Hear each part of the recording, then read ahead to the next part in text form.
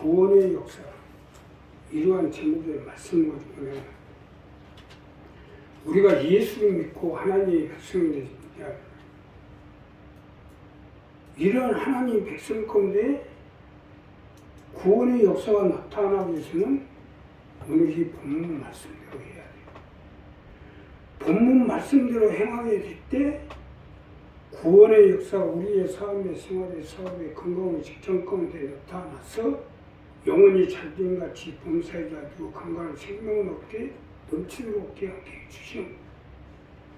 그러니 오늘 이 봉독한 이 본문 말씀을 가지고 구원의 역사가 나타나면 어떻게 해야 되는지 본문 말씀을 가지고 은혜를 나누자.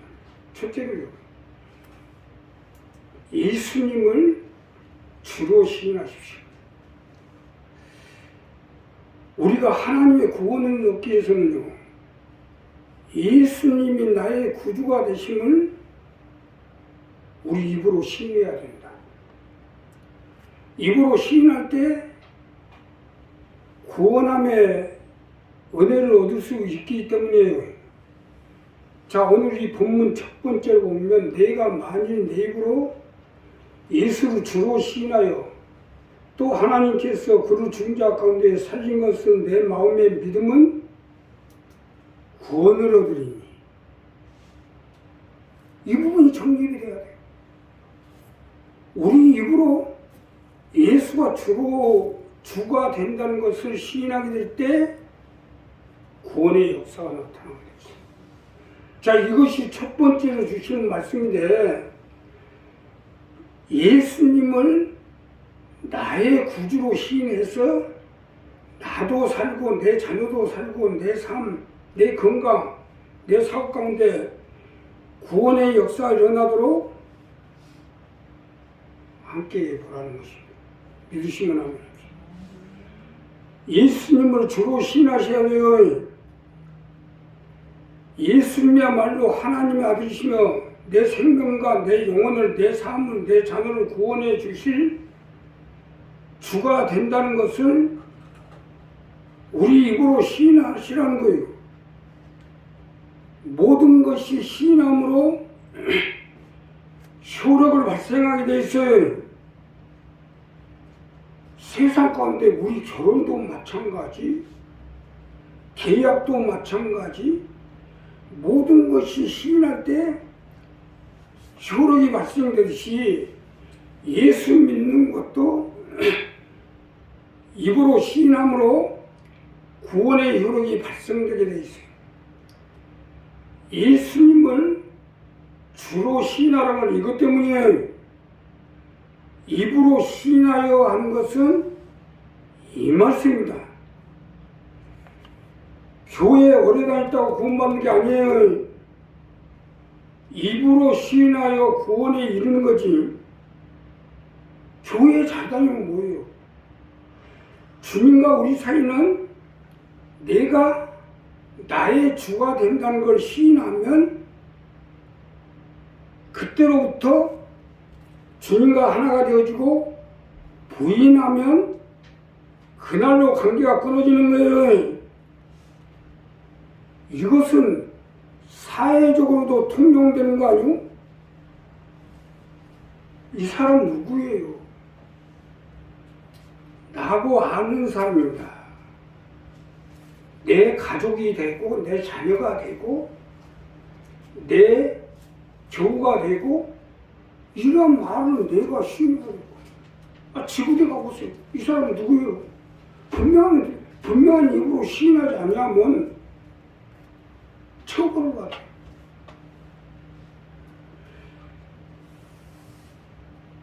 자, 만약에 내가 모르는 사람이요 하면 그걸로 끝나는 거 아니겠어요?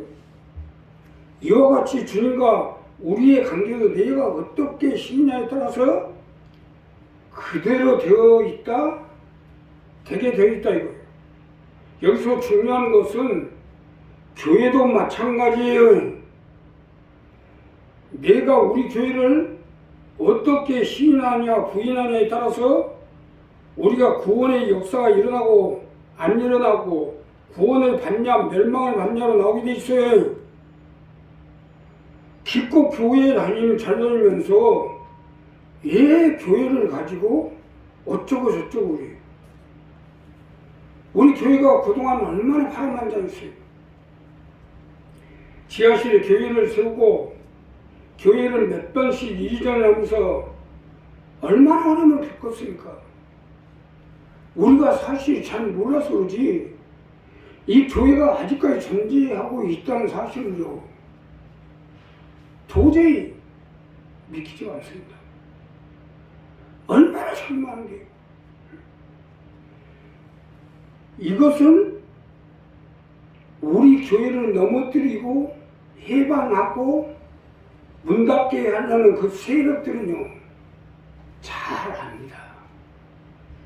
우리 교회를 다니는 사람들은 잘 모르지만 등잔 밑이 없다고 잘 모르지만 우리 교회를 파괴하는 사람들을 보면은 이야 강령 선봉교회 참 대단하다. 이 사람들은 잘 알아요. 심지어 우리 지방에서나 우리 교회를 알고 있는 모든 분들이 우리 교회에 대단한 것을 다 인정하고 있는데 이 교회를 가지고 어쩌고 저쩌고 교회를 가지고 하나님의 종을 가지고 어쩌고 저쩌고 하면 빌어먹는다는 걸 아셔야죠. 그 빌어먹을 짓거리하는 거예요 그게. 교회라고 해서 다 교회가 아니에요. 지의 종이라고 해서 다 하나님의 종이 아닙니다. 하나님이 택한 교회에 하나님이 함께하는 종이 있어요. 이걸 건드렸다면 그냥 되는 거예요. 이것을 잘 알고 얘기를 해야 돼요. 아니 기왕이면 다홍치 말하고 곱게 해야 돼. 이 얘기하면 어디 덧나요? 부인하는 것은 스스로 자멸하는 거예요. 다른 건 뭐라도 이거 가지고 도박하지 마세요. 영원히 다른 문제. 우리 영원히 지옥에 가서 영원토록 고통을 받을 것이냐 천국에 가서 주와 함께 영원히 고가는 것이냐 애통하는 것이냐 죽는 것이 없는 희락과 평강 가운데 기쁨과 희락과 평강 가운데 사느냐 결정이 나는 수 있어요. 이 부분을 가지고 도박하지 말아요. 아니 여기 서 있는 당사자는 나도 도박을 안 하는데 어떻게 교회를 가지고 도박을 하고 있어요? 절대로 하지 마세요. 왜? 내가 우리 교회를 가장 잘 아는 사람이에요. 또 우리 식구들도 내가 잘 아는 사람이에요. 우리 교회에 함께 하시는 하나님과 역사하시는 성령님에 대해서 내가 잘 아는 사람이에요. 그러니까 절대로 이 부분 가지고 도박하지 마세요. 우리 영혼이라는 문제니까. 우리가 진실로 입으로 예수가 나의 구주가 되고 또 세우신 몸된 교회가 나의 구원의 방주가 되고 또 성령님이 우리를 이끌어 주시고 인도해 주시고 역사해 준다는 사실을 입으로 시인하게 될 때 우리 시인한 대로 하나님이 같이 해 주시고 함께 해 주실 것입니다. 두 번째는요, 마음으로 믿으십시오. 우리가 구원함의 은혜를 받기 위해서는 마음으로 믿으셔야 됩니다. 마음으로 믿을 때 구원함을 얻을 수 있기 때문에 자 본문 두 번째로 보면 사람이 마음으로 믿어 의에 이르고 입으로 시인하여 구원에 이르느니라. 쉽게 설명드리면 마음으로 믿을 때 의에 이를 수 있다는 거예요. 자 이것이 두 번째로 주시는 말씀인데 마음으로 우리가 받아들여 믿어서 우리의 가정의 삶의 사업의 건강의 구원을 얻어보라는 것입니다. 믿으시면 하면 마음으로 믿어야 해요. 마음으로 주님을 나의 구주로 받아들이고 세우신 몸된 교회야 하나님의 세운 죄종을 마음으로 받아들이고 믿도록 해서 구원을 얻으라는 것입니다. 원래 믿음은요 마음으로 받아들여 믿어야 되는 거예요. 사람과 사람 사이도 마음으로 믿는 거 아니에요? 이와 같이 주님도 마음에 받아들이고 믿어야 구원을 얻을 수 있어요. 마음으로 믿으라는 것은 이거예요. 마음에 믿어 의에 이른다는 것이 이 말씀 아니겠어요?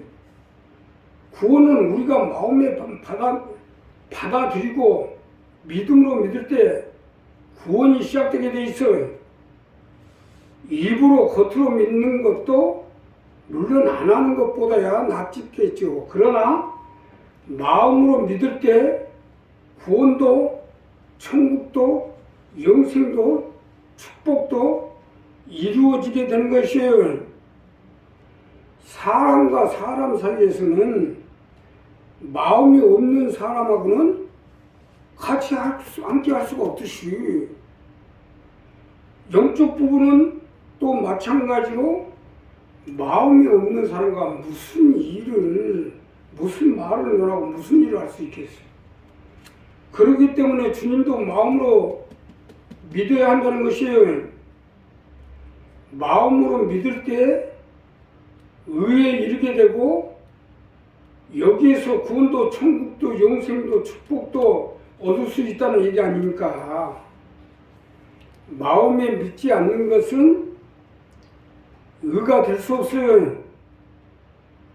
사실 맞는 것이 마음에 없는 사람과 무슨 일이라고 무슨 말을 논하겠냐.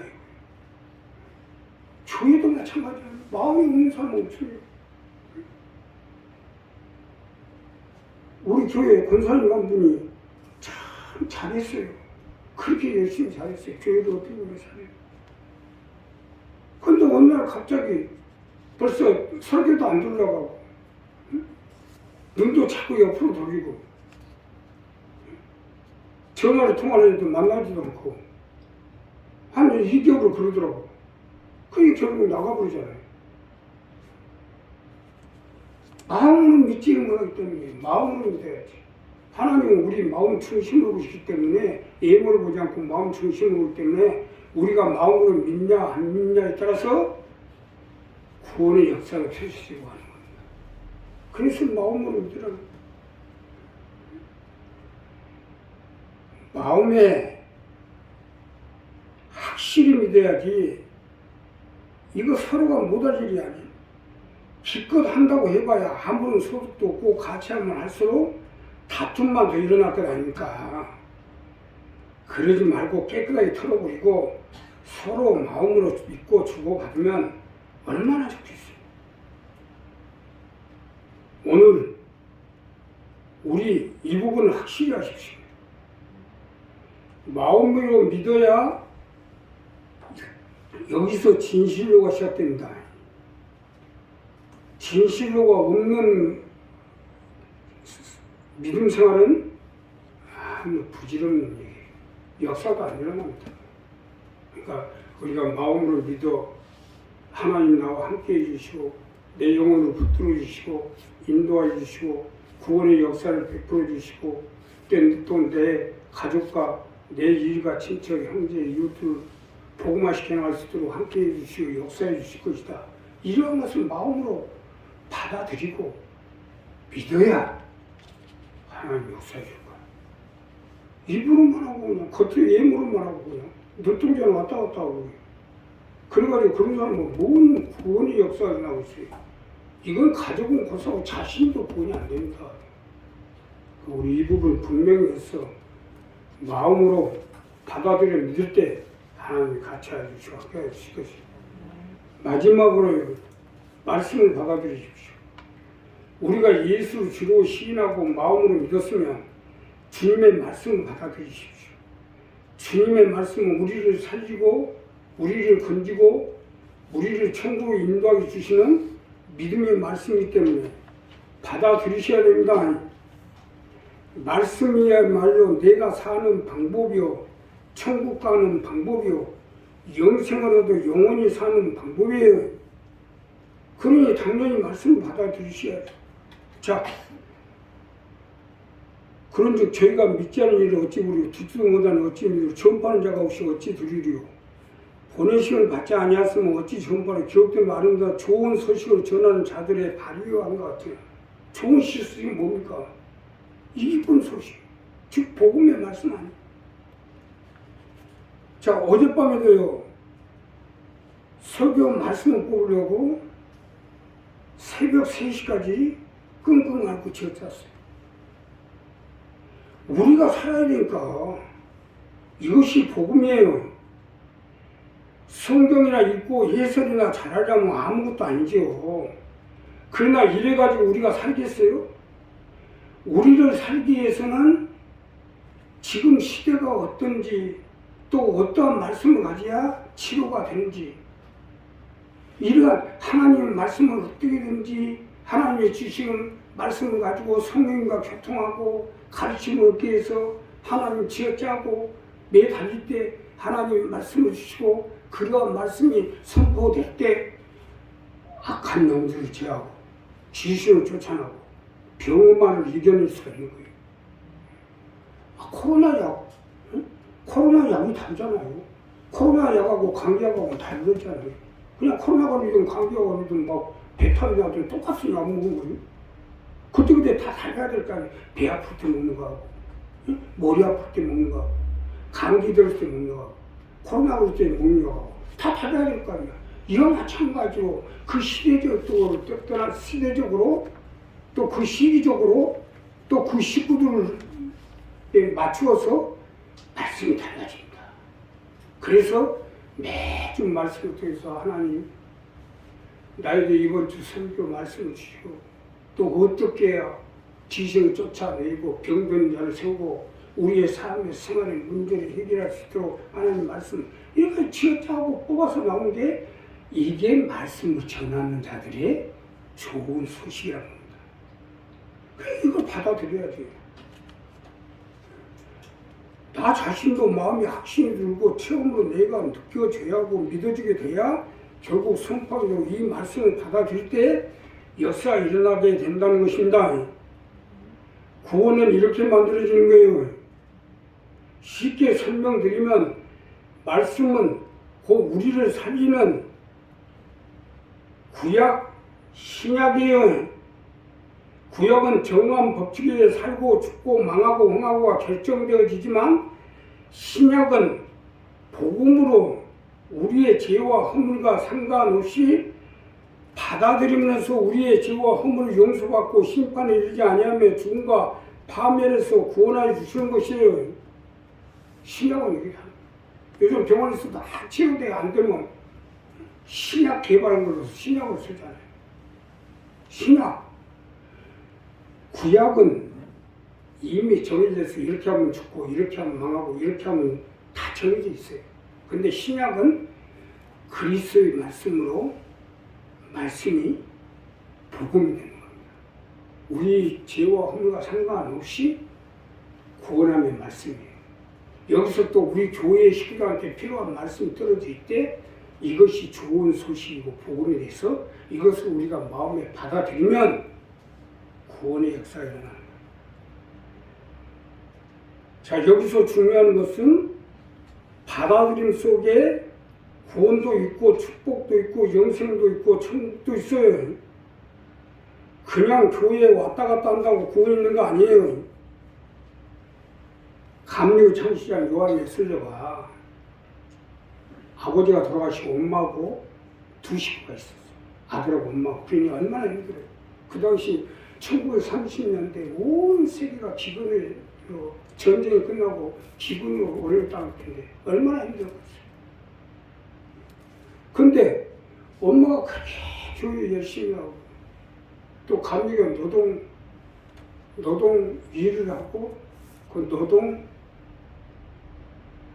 사회주의를 하던 사람입니다. 여기에 그 아들이 학교를 다니면서 이제 옛날에 난로로 부를 때니까 장작불이 계속 떼는 거예요. 톱밥도 떼고. 부흥회 할 때마다 그냥 난로를 아니라고 난로 불 떼주고 이러고 있는데 어느 날 부흥회 목사님 말씀하는데 그 말씀에 꽂혀버린 거예요. 그래서 그게 받아들여지는 거예요. 그때부터 이 받아들인 말씀이 속에서 역사를 하는데 그래서 신학을 공부하고 또 신학교 나와서 목사가 되고 그래서 감리교 창시자가 됐는데 오늘날 그 수많은 감리교 교회에 창시자가 있으니 얼마나 대단합니까? 말씀을 받아들임으로써 이렇게 받아들여요. 맹모 상천 지교일구시. 맹자가 무엇을 받아들이냐에 따라서 완전히 자기 인생이 바뀌어버려요. 인생이 바뀌어버려요. 태도가 바뀌어버려요. 우리도 마찬가지예요. 오늘 이 주님의 말씀을 받아들이게 될 때 우리 인생이 바뀌고 영생이 달라지게 돼 있다. 우리의 삶이 달라지게 돼 있고 우리 이 세상 살고 있는 모든 것이 달라지게 돼 있어요. 그래서 말씀을 받아들이라고. 이건 내가 30년 동안 지금 말씀을 보는데 내 소원이 뭐냐? 말씀 좀 안 보고 한번 살아봤으면 좋겠어요. 금요일 날부터 지어 짭니다. 그래서 이제 토요일 날 보면 안 달라요. 말씀 한 방에 딱 정리가 되면 그때부터는 그렇게 편안해질 수가 없어요. 그렇게 가지고 판을 짜는데 그 말씀이 뭐요? 우리의 생명이 되고 우리의 삶의 원천이 되고 우리 생활 가운데 삶 가운데 사업 가운데 건강 가운데 또 자녀들 가운데 가족들 가운데 삶의 원천이 되는 거예요. 우리 한 사람 한 사람 일부분 정리해서 말씀을 받아들임으로 구원의 역사가 우리의 삶의 생활 가운데 또 자녀들 가운데 사업 가운데 나타나서 일어나 빛을 발했어요. 이 어두운 세상을 밝힌다. 정서신 여러분 되시길 주님의 부탁드립니다. 감사하시는